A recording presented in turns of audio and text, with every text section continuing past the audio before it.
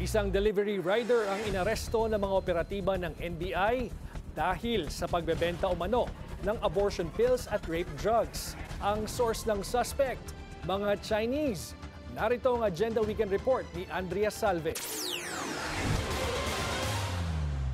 Sa talyer na ito itinuro ng delivery rider na may bitbit na abortion pills ang mga operatiba ng NBI Dangerous Drugs Division. Ikinasa nila ang entrapment operation nang makatanggap ng sumbong tungkol sa online bentahan ng ipinagbabawal na gamot. Aabot daw sa 120,000 pesos ang kinikita ng mga ito araw-araw. Ang ikinagulat ng NBI, hindi lang pala abortion pills ang ibinibenta ng nasabing negosyo. Ang front nila is something else, no?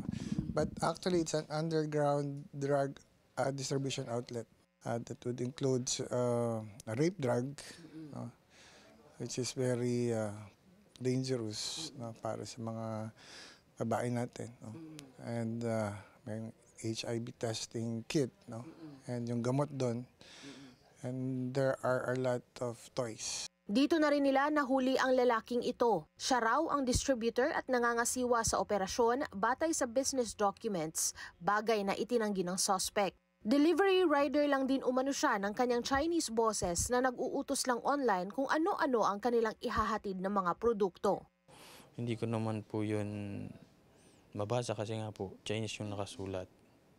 So hindi ko alam kung ano ibig sabihin nun. Tsaka hindi rin po sa amin sinasabi kung para saan yun. Parang ako yung pinain nila, parang gano'n. Kasi sila kumikita, tapos ako nandito, ganito.